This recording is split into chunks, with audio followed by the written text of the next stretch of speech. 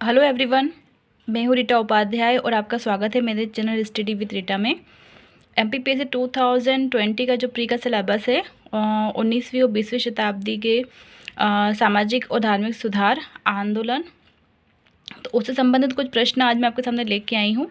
तो इसमें मैंने जो प्रश्न इंक्लूड किए हैं तो वो उन व्यूवर्स के लिए भी हैं जो पहली बार एग्ज़ाम में बैठ रहे हैं, और कुछ व्यूवर्स ऐसे भी होंगे जो कि कई बार एग्ज़ाम दे चुके हैं, बहुत सारी कॉम्पिटिटिव एग्ज़ाम में शामिल हो चुके हैं।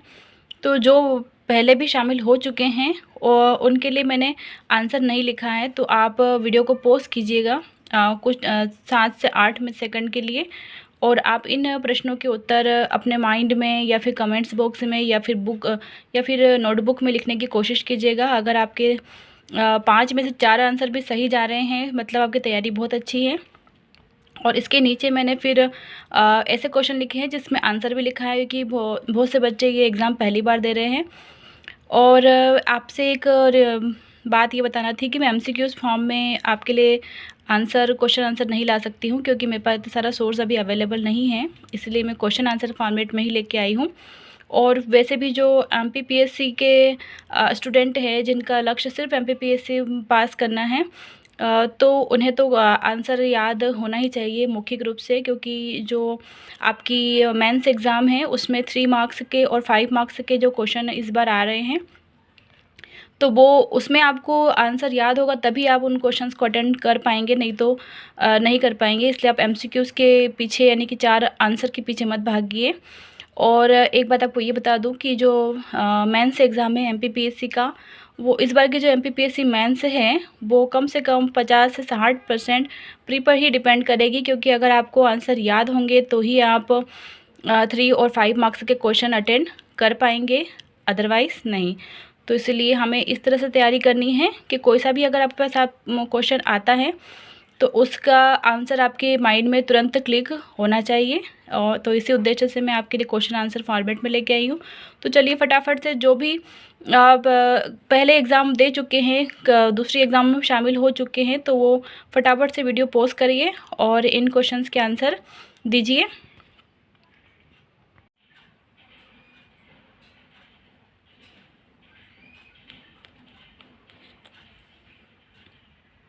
चलिए, टाइम ख़त्म हो गया है। अब मैं इसके आंसर बता देती हूँ आपको, जो पहली बार एग्ज़ाम में शामिल हो रहे हैं। तो पहला हमारा क्वेश्चन था कि आधुनिक भारत में हिंदू धर्म में पहला सुधार आंदोलन कौन सा था। तो इसका राइट आंसर है ब्रह्म समाज। और सेकंड क्वेश्चन है, ब्रह्म समाज का उद्देश्य क्या था। तो ब्रह्म समाज का उद्देश्य था हिंदू धर्म की बुराई पर प्रहार करना तथा एकेश्वरवाद का प्रचार करना। तीसरा है, धर्म सभा के संस्थापक कौन थे। तो इसका राइट आंसर हो जाएगा राधाकांत देव।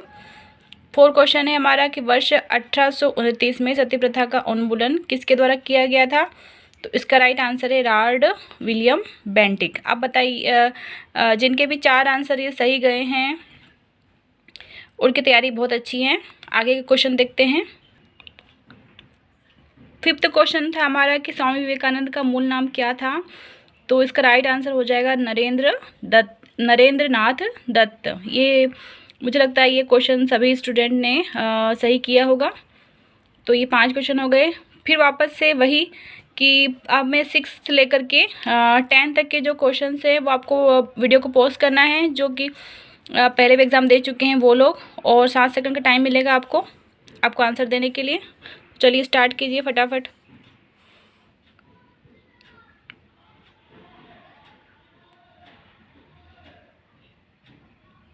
क्वेश्चन पढ़ देती हूँ। सत्यशोधक समाज की स्थापना किसने की। सती प्रथा का उन्मूलन मुख्यतः किसके द्वारा किया गया। आर्य समाज किसके विरुद्ध था। और युवा बंगाल आंदोलन के नेता कौन थे। और थियोसॉफिकल सोसाइटी की स्थापना भारत में कब और कहाँ स्थापित की गई थी। चलिए, टाइम ख़त्म हो गया है, आंसर देख लेते हैं। तो 6 क्वेश्चन जो था हमारा, सत्यशोधक समाज जो 1873 में बना था, उसकी स्थापना किसने की थी। तो उसकी स्थापना की थी ज्योतिबा फुले ने। और नेक्स्ट क्वेश्चन है, मुख्यतः किसके प्रयास से सती प्रथा का उन्मूलन हुआ था। तो इसका राइट आंसर हो जाएगा राजा राम मोहन राय। आर्य समाज किसके विरुद्ध था। धार्मिक अनुष्ठान व मूर्ति पूजा के। नेक्स्ट क्वेश्चन था, युवा बंगाल आंदोलन के नेता कौन थे। तो युवा बंगाल आंदोलन के नेता थे हेनरी विवियन डिरो जियो। कौन थे? हेनरी विवियन डिरो जियो। 10 क्वेश्चन था हमारा, थियोसॉफिकल सोसाइटी ने भारत में कब और कहाँ अपना मुख्यालय स्थापित किया था? तो ये स्थापित हुआ था 1882 में अडियार में। आप सोच रहे होंगे कि मैं इतनी फटाफट क्यों करवा रही हूँ, क्योंकि जो मैं आपको 7 से 8 सेकंड का समय दे रही हूँ, इसलिए दे रही हूँ क्योंकि अगर आपको आंसर आता है तो आप 2 से 3 सेकंड के अंदर हमारे दिमाग में आ जाता है वो आंसर। अगर आपको नहीं आता है तो फिर इतने टाइम में अगर आप नहीं अटेंड कर पाते हैं तो इसका मतलब आपको याद नहीं है, आप उसे अटेंड करने की कोशिश कर रहे हैं, इसलिए मैं आपको उतना कम समय देती हूँ। तो फिर वही 11 to 15 16 क्वेश्चंस के आंसर दीजिए फटाफट। चलिए वीडियो पॉज कीजिए। क्वेश्चन पढ़ देती हूँ। आत्मसम्मान आंदोलन किसने चलाया था? किस धर्म सुधारक की मृत्यु भारत के बाहर हुई थी? सत्यार्थ प्रकाश पुस्तक के लेखक कौन थे? रामकृष्ण मिशन की स्थापना किसने की थी? दास प्रथा कब अवैध घोषित किया गया था? और महाराष्ट्र का सुकरात किसे कहते हैं? फटाफट आंसर दीजिए। चलिए ठीक है, टाइम सब। क्वेश्चन है आत्मसम्मान जो आंदोलन था वो किसने चलाया था? तो ये चलाया था E.V. रामास्वामी नायकर ने चलाया था। नेक्स्ट क्वेश्चन है किस धर्म सुधारक की मृत्यु भारत के बाहर हुई थी? तो वो थे राजा राम मोहन राय। सत्यार्थ प्रकाश पुस्तक के लेखक कौन थे? तो वो थे दयानंद सरस्वती। रामकृष्ण मिशन की स्थापना किसने की थी? तो रामकृष्ण मिशन की स्थापना की थी स्वामी विवेकानंद की थी। रामकृष्ण देख करके आप रामकृष्ण पे मत क्लिक करें, मत वो करके आ जाना, आंसर देख के आ जाना इसके, जबकि सही आंसर क्या है? तो रामकृष्ण मिशन की स्थापना स्वामी विवेकानंद की थी, जो कि रामकृष्ण परमहंस उनके जो गुरु थे उनके नाम पर इसकी स्थापना उन्होंने की थी। नेक्स्ट क्वेश्चन है भारत में दास प्रथा कब अवैध घोषित किया गया था? तो 1843 में लॉर्ड एलन बरो द्वारा इसे अवैध घोषित किया था। कब किया था? 1843 में एलन बरो द्वारा इसे अवैध घोषित किया था। महाराष्ट्र का सुकरात किसे कहते हैं? तो महाराष्ट्र का सुकरात कहते हैं महादेव गोविंद रानाडे को। कौन है? महादेव गोविंद रानाडे। चलिए फटाफट क्वेश्चंस आ गए हैं, वीडियो को पॉज कीजिए और आंसर दीजिए। स्वामी विवेकानंद किस स्थान पर धार्मिक सम्मेलन से प्रसिद्ध हुए? किसे आधुनिक भारत का जनक कहते हैं? राजा राम मोहन राय ने किस भाषा को महत्व दिया? कन्याकुमारी का रॉक मेमोरियल किससे संबंधित है? संवाद कौमुदी पत्र के संपादक कौन थे? ब्रह्म समाज का प्रारंभिक नाम क्या था?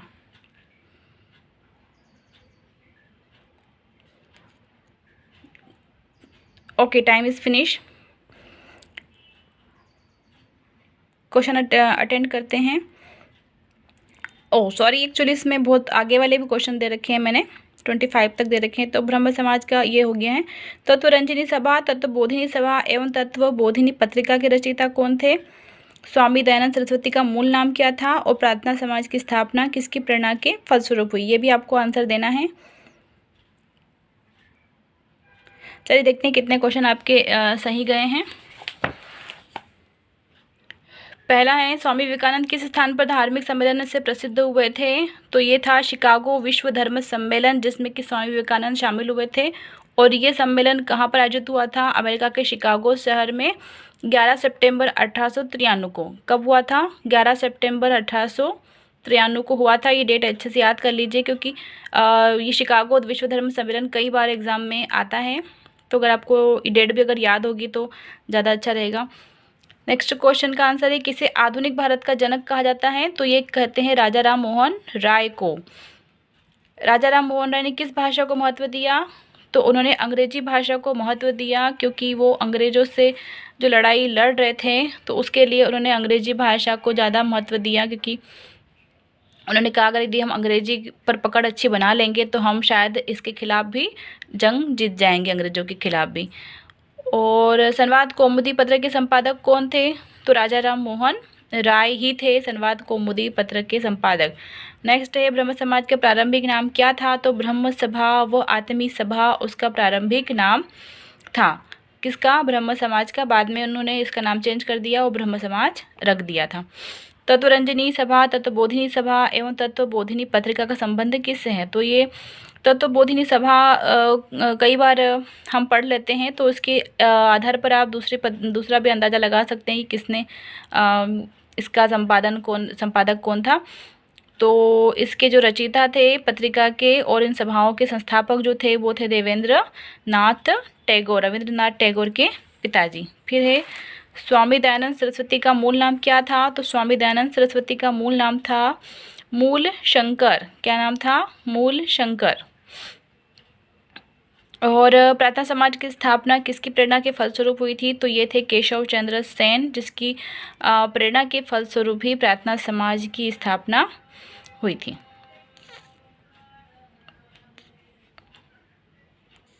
तो ये थे मेरे 25 क्वेश्चंस आज के। ये वीडियो आपको कैसा लगा प्लीज़ ज़रूर बताएं, और वीडियो को लाइक कर दें, शेयर कर दें और चैनल सब्सक्राइब कर दें। एक्चुअली चैनल सब्सक्राइब करने के लिए भी मैं आपसे कुछ 2 मिनट के लिए कुछ बोलना चाहूँगी।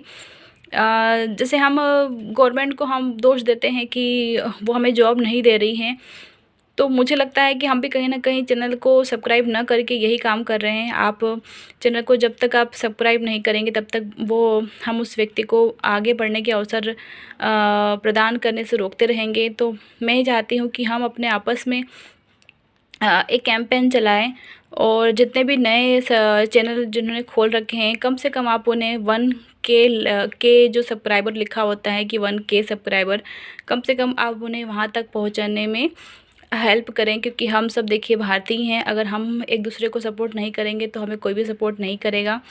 और अगर आप नहीं जानते हैं चैनल के बारे में, तो जब तक 1000 सब्सक्राइबर नहीं हो जाते तब तक चैनल मोनेटाइज नहीं होता है। और आपको ये जानकर भी हैरानी होगी बहुत से लोगों को कि चैनल के थ्रू ही आज पता न जाने कितने लोगों का घर चल रहा है। तो जब तक आप चैनल सब्सक्राइब नहीं करेंगे तब तक कोई अर्निंग भी नहीं होती है।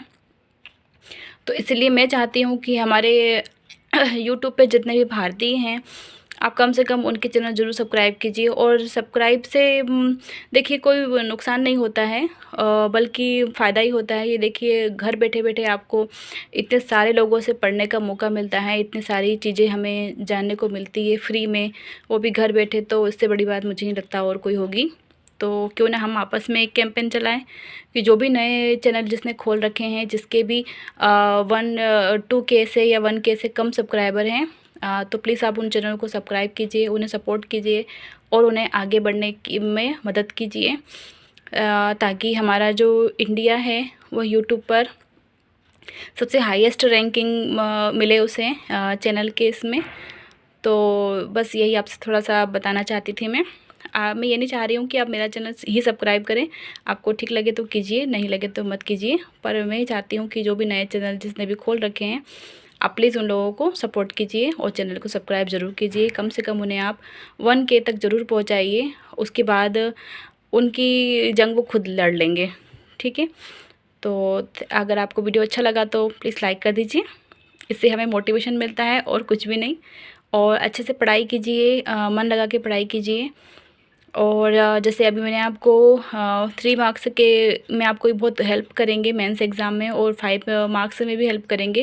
क्योंकि देखिए जैसे कि मैंने आपको बताया कि जो ब्रह्म समाज के बारे में अगर सपोज़ आपको 5 नंबर में आ जाता है, तो आप अब मुझे बताइए इन क्वेश्चन को पढ़ के आप क्या ब्रह्म समाज के बारे में 5 लाइन नहीं लिख सकते हैं? लिख सकते हैं ना आराम से। आप देखिए ब्रह्म समाज के बारे में स्थापना बता दीजिए कि कब हुई थी, किस सन में हुई थी, किसके द्वारा की गई थी, है ना, और उसका उद्देश्य क्या था।